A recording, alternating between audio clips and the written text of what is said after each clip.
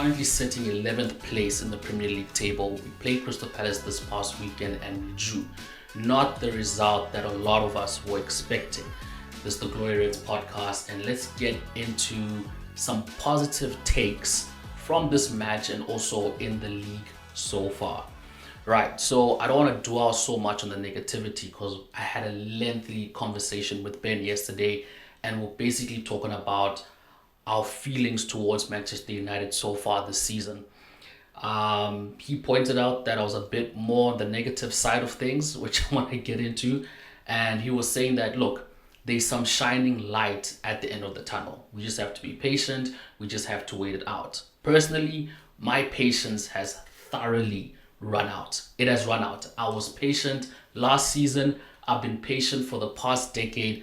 And I think my patience has really run its course. Right now, I'm just interested in action, action, action until I can start seeing the type of performances, or rather the type of results that I want to see. That's when I can be fully comfortable or convinced that Manchester United can, make it back into the top four, can qualify for Champions League. But right now, I'm currently sitting on the fence.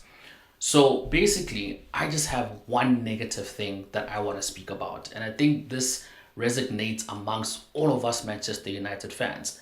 And that's the fact that we're not scoring enough goals. It has been a problem for us last season and has continued into this season. Now, this is an area obviously that we're trying to fix in the transfer market by getting an outright striker. Obviously, we've brought in Xerxes, we brought in Rasmus Højlund last season, and so far, both players haven't really had an impact. Now, fair enough, we can't judge Xerxes because he has just started. And at this point in time, we are not even clear on if he truly is that out-and-out striker that we expect and that we want. Looking at Rasmus Højlund, he's been very injury-prone last season. This season, he also started the season injured. He made a feature, obviously, against Crystal Palace. And we have seen Rasmus Højlund at his best. And there is potential there. We just don't know how far that potential is going to go. And we don't really know how reliable he can be, right? And then, of course, we got Joshua Xerxes. Started the season off very well, came in as a sub, scored for us. And then ever since then, it has been quiet. I think he did score an offside goal against one of the teams that we played. So there is some promise there. But we're just getting off to a very slow start. And my biggest concern is, yes, we have improved in our performances, which I'll get to later on. But the fact of the matter is we're not getting goals. And at the end of the day, it doesn't matter if we perform well during that game. If we're not going to be able to score the goals and get the points that we need to climb up the table, at the end of the day, I kind of feel like the performances don't really amount or count to anything, right? We need points. And I was expecting us going into this Crystal Palace match, given the fact that we strengthened our defense, we got more midfielders in the game. I just felt that we fixed some of the critical errors or areas that we had last season that needed much improvement, right? And then we can sort of kick off the ground running. We beat Southampton 3-0. We beat Barnsley 7-0. I honestly expected Manchester United to carry that momentum into this Crystal Palace game and seek revenge for what they did to us last season. But we got into this game very complacent in the final third. We didn't seem hungry enough to want those goals. Yes, we did have some close core chances with Garnacho hitting the bar, ricocheted off, and then Bruno, same thing. But when you actually think about it, that was probably our only real chance to get a goal, right? They're not really strong opportunities or strong chances or moments in that game where you're like, oh man, apart from those two, we never really had that clear-cut opportunity to put the ball at the back of the net. And I think Crystal Palace had, even though they did have less shots and less on target, I think the ones that did come close, if those were executed, then we would have sat here with a huge, huge problem. So yeah, I don't want to dwell so much into the negative side of things, but I just feel like at this point in time, a lot of the clubs are kicking on, a lot of the clubs are scoring goals. Clubs that are considered to be lesser of Manchester United are sitting above us on the table. Fact of the matter is because they are scoring goals and we are not. We're not able to progress because we have this problem that is not yet sorted out. Now, I don't know who to blame here, and I don't want to point fingers. I don't want to say it's Ten Hag. I don't want to say it's the players. Um, some people can even say maybe it's Ineos group not making enough efforts to bring in a proper out and out striker to come and help us solve that problem of not scoring enough goals. But something needs to be done. I don't know what it is. I'm just stuck in this point of confusion, of not really knowing where we're going to go from here, right? We're playing FC20 in the Europa competition tomorrow. So we're still yet to see if these good performances can eventually translate into us scoring enough goals. Right, now let's talk about some of the positive things. Number one is the transfer market before the kick of the season. Sorry, I believe that this has probably been one of our best transfers that we've had in the past. I don't want to say decade, hey, but let me just say in the past recent seasons, right? Maybe in the past 3, 4 seasons. I think as a whole, in terms of the amount of quality players that we've brought in, and also looking at their age and the longevity that we can have with these players, I think this has definitely been one of our strongest transfer markets. We really bolstered up our defense, minus the fact that we didn't get a left back. But we got De Ligt, we got Mazarawi, we got Lenny Yoro. It's just unfortunate that he's injured, but when he comes back into the team, it's going to be really good for us. Obviously, there were big concerns last season when Varane left, and we're thinking, how are we going to fill this void? Because given our history with this club, we are very poor at selling off players and getting adequate replacements in those positions that can be with us long term. Like, we don't just get permanent fixes, we actually get a good player or good players that have longevity and that are quality, right? So I think we really did well in that aspect. If we have to talk about positive, or if we have to talk about some positives from all of this, midfield as well. We brought in Ugarte. Up front, we brought in Joshua Zirkzee. We brought in Obi Martin from Arsenal. Who else have I missed? But anyway, it's been a good transfer market, right? And let's not forget about some of the players that from last season that were injured that are going to be available to us this season. The likes of Mason Mount, Amad Diallo, who has had a prolific start, Luke Shaw, who still needs to get involved in the game, Rasmus Højlund. So there's some positives to look forward to. And I don't want to give a but because I already touched to the negatives. But yeah, it's been a strong transfer window for us going into the season. Number two is our performances have drastically improved. I think clear indication is that Barnsley match. And yes, I do get it was just Barnsley. But when was the last time Manchester United actually faced those type of teams and were able to comfortably put them to bed? When was the last time Manchester United could do that or had the ability to do that?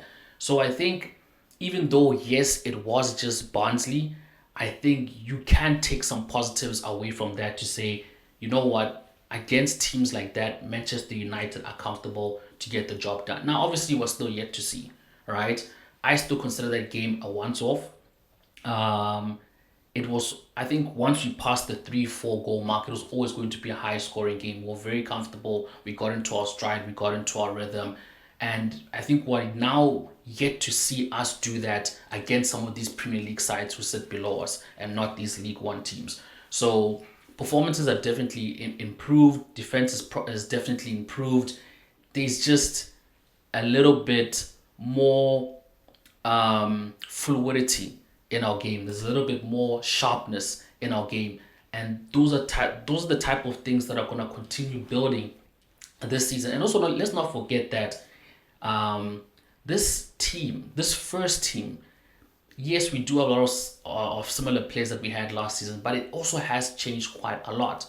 When you look at our back four, it has completely changed, right? Because last season we were playing with Aaron Wan-Bissaka, Rafael Varane, Martinez, and Luke Shaw. That was considered our strongest back line, okay?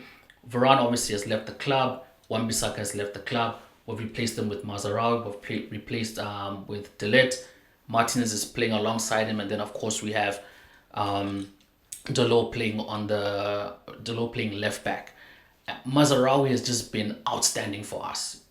Like 7 out of 10 performances, game in, game out. He's been very consistent. And honestly, I was a bit worried because we're losing Wan-Bissaka, who is a very prolific defender. Obviously, going up front was a bit of a hindrance for him, but in the aspect of defense, I was really concerned about losing such a quality player like that.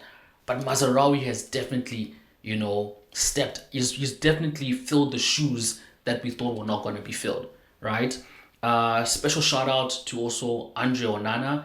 I know he's not a lot of United's favorite player at the moment or goalkeeper, but he did save us in that Southampton match by stopping that penalty. And I think he also had some crucial saves in this Crystal Palace match, especially when he made that double save, right? He saved us. He's become, or let me just say, he's starting to become a more reliable keeper than what he was last season. So I think he is improving, and it's hard to see that, obviously, given the type of results that we're getting, and maybe when you look back at that Liverpool match as well, those 3 goals that went in, some could argue that 2 out of those 3 shots could have been saved, sloppy mistakes. But yeah, it's United. We've just become, Ben pointed out, we've become this team that just starts off slow, the season, the game, but once we get into gear, we get into gear. So yeah, I mean, yeah, it's hard. It's hard to see the positive stuff that's happening in Manchester United, especially with all this negative stuff that's surrounding the club. We've only played 5 games. It's only the start of the season. I don't want to be complacent. We've won 2 out of 5. We've lost 2 games. We've drawn 1. It's when you look at it, right, it's not as bad as it seems contextually. Like when you look at it overall, it's actually not that bad. We are not so far behind, right? And we still have time, provided the fact that we really need to kick it up a gear. But anyway, guys, tomorrow, like I said, we're playing FC20. Predicted lineup, I think he's probably going to go with a strong team. It is our first Europa League game. We definitely want to win. I know a lot of people, don't really respect the Europa League so much and would probably want to see not the first team start. They'll probably want to see other players being given a chance, given the fact that we're facing Spurs this weekend. So they'll probably want players to be rested, and also don't want to run the risk of injuring some of our first team players. But I really think he is going to go ahead and start a strong team. And I think we're playing Spurs on Sunday. So if we do go for a strong team, we are going to have some days off to relax. And when you actually think about it, in hindsight, when you look at that Crystal Palace game, him not starting, the likes of Marcus Rashford, it was probably in preparation for this game and probably also for Spurs. So most likely going to see Rashford starting in this game. I don't see Rasmus Højlund starting in this game. I think he'll probably come off the bench for Xerxes. Garnacho has been very impactful coming off the bench and has been a huge influence in the game. So he will probably start. No. He may start. He may start against Amad Diallo. He may start. So I think whoever starts in this game will probably be on the bench for the Spurs match. So I'll probably go Rashford, Garnacho, Xerxes up front, and then I think the midfield speaks for itself. Bruno Fernandes, Ugarte, Kobe Mainoo, and then at the back, do I see Harry Maguire starting in this game? I see him coming off the bench. But anyway, guys, it's going to be a good match. Definitely don't miss it. Europa League, we need to win it. right? We need to win it. At this point in time, I'm not even confident that United are going to finish in top four. So we need to have, another way of getting back into the Champions League. If top four is not going to be an option, then we got to go ahead and win the Europa League like what we did with Jose Mourinho. But anyway, with that being said, catch you guys later in the next episode. Peace.